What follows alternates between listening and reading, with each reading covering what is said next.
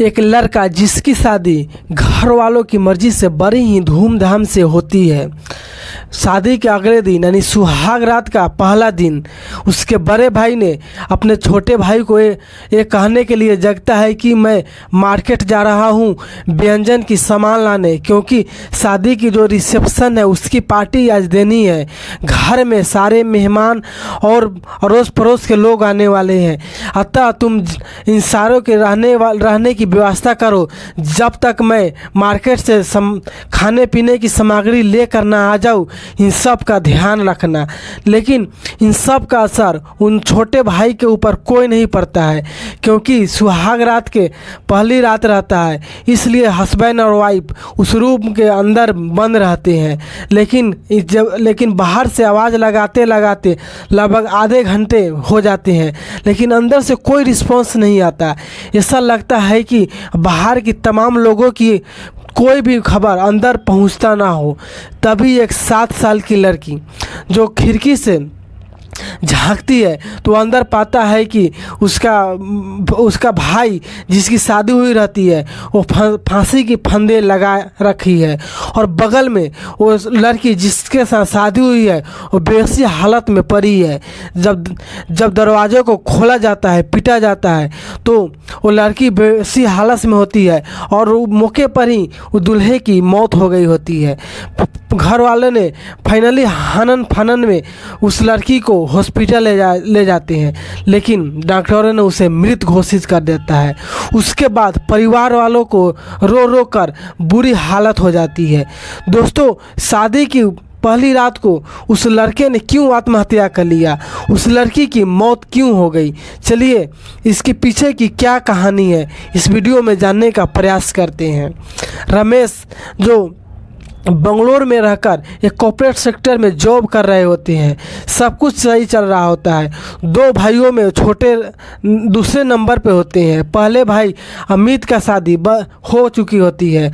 रमेश जब घर आते हैं तो घर वालों ने ये सोचते हैं कि लड़का बड़ा हो गया है, अपने पैर पे खड़ा हुआ है, अतः रमेश की शादी अच्छी लड़की से करा दिया जाए। और फाइनली पड़ोस के ही गाँव में एक सुंदर और सुशील लड़की से फिक्स टाइम पे रमेश की शादी करा दी जाती है।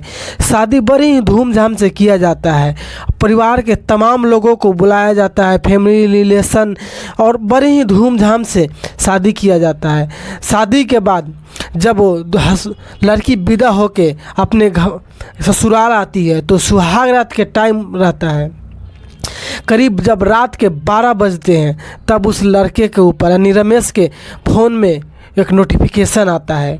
जब वो मोबाइल खोलते हैं, नोटिफिकेशन चेक करते हैं, तो सामने वाला बंदा यानी उसकी वाइफ की जिसके साथ शादी हुई होती है उसका एक्स बॉयफ्रेंड बतलाता है, और तमाम तरह से बातें करने लगता है कि जिस लड़की के साथ तुम्हारी शादी हुई है उसके साथ मैं पिछले कितने दिन से संबंध बना चुका हूँ, और लड़की 2 नंबर की है, इसलिए उसे मेरे लिए छोड़ दो, उसके साथ मत कुछ करो। जब ये नोटिफिकेशन रमेश पढ़ता है तो इसको होश उड़ जाते हैं, उसकी दिमाग की बत्ती अचानक जलने लगती है। फिर वो लड़के से वो बड़ी ही आग्रह से माना करते हैं कि ठीक है, तुम्हारा ये पास्ता जो होना था हो गया, अब मेरी बीवी है, अतः तुम कोई भी मैसेज मत करो, तुम अपना आगे का ख्याल रखो, अपना दिन देखो।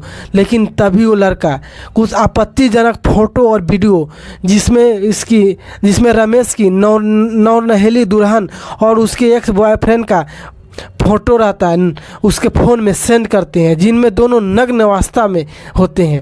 ये देखकर रमेश काफ़ी सोचने लगता है और इस खबर की सारी जानकारी अपने वाइफ से पूछने लगता है। तब उसकी पत्नी ने सारा चीज़ करके एक बतलाने लगती है कि कैसे उन्हें मायके में एक लड़के से प्यार हुआ, क्या क्या उसके साथ हुआ। लेकिन रमेश को काफ़ी बुरा लगता है। फिर रमेश ने अपने पास के चीज़ों बतलाने लगते हैं।